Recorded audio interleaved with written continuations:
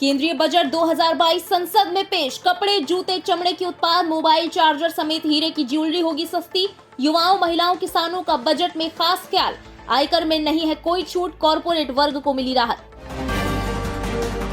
केंद्रीय वित्त मंत्री निर्मला सीतारमण ने की केंद्रीय बजट 2022 की घोषणा। कहा, मुझे विश्वास है कि सबका प्रयास हमें विकास की ओर ले जाएगा। वित्त मंत्री ने जताया भारत की विकास दर 9.27% रहने का अनुमान। India's economic growth in the current year is estimated to be 9.2%, highest among all large economies. I recognize we are in the midst of an Omicron wave with high incidence but milder symptoms. Further, the speed and coverage of our vaccination campaign has helped greatly.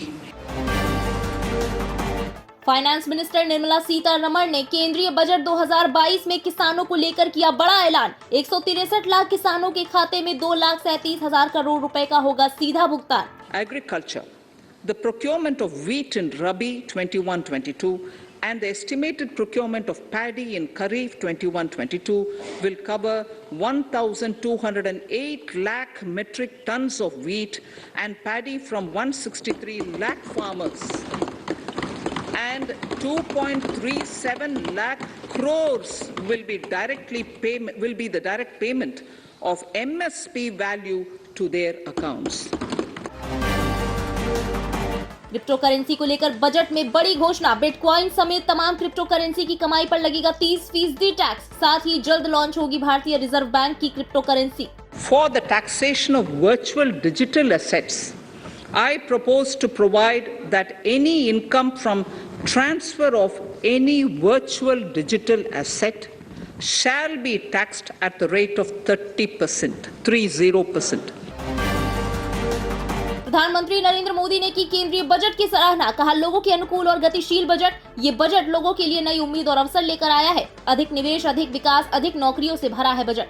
ये budget अर्थव्यवस्था को मजबूती देने के साथ ही सामान्य मानवी के लिए अनेक नए अवसर बनाएगा।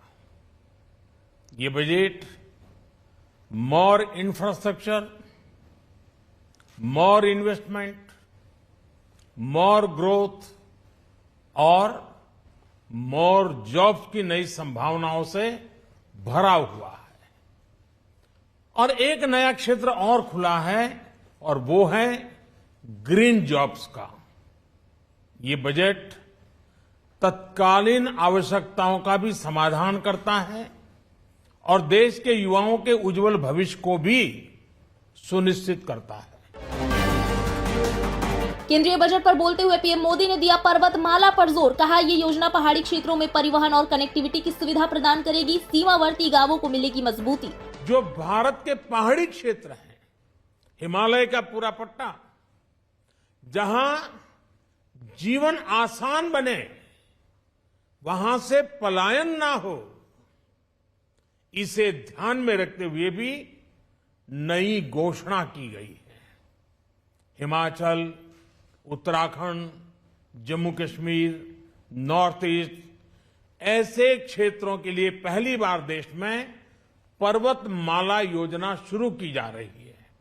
ये योजना पहाड़ों पर ट्रांसपोर्टेशन और कनेक्टिविटी की आधुनिक व्यवस्था का निर्माण करेगी और इससे हमारे देश के जो सीमावर्ती गांव है, बॉर्डर के गांव है, जिसका वाइब्रेंट होना जरूरी है, जो देश की सिक्योरिटी के लिए भी आवश्यकता है, उसको भी बहुत बड़ी ताकत मिलेगी। केंद्रीय मंत्री हरदीप सिंह पुरी ने केंद्रीय बजट की सराहना की। कहा, बुनियादी ढांचे के विकास पर ध्यान केंद्रित किया गया। 48,000 करोड़ रुपए से पीएम आवास योजना के तहत 80 लाख घरों को किया जाएगा पूरा। And I think the focus on growth, infrastructure growth, I'm very encouraged by the announcements insofar as my ministry is concerned. I'll just give you one of them, which is the announcement related to Pradhan Mantri Awas Yojana, both urban and this thing. 80 lakh homes will be completed under that, and 48,000 crores have been set aside for that.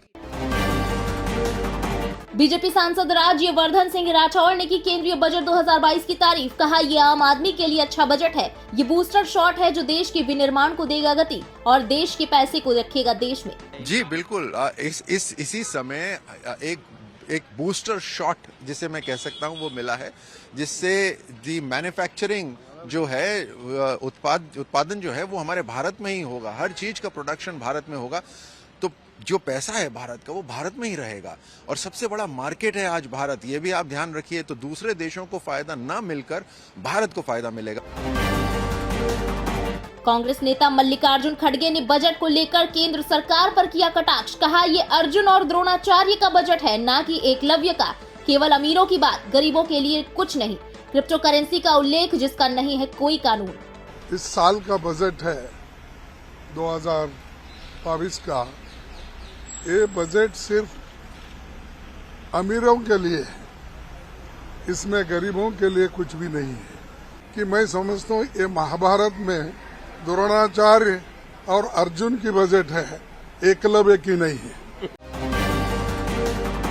Congress नेता आनंद शर्मा ने budget को लिया आड़े हाथों। कहा, budget से गरीबों, आम लोगों, करदाताओं और छोटे उद्योगों को नहीं मिली कोई राहत। बढ़ती महंगाई से प्रभावित करदाताओं की उम्मीदों को लगा झटका।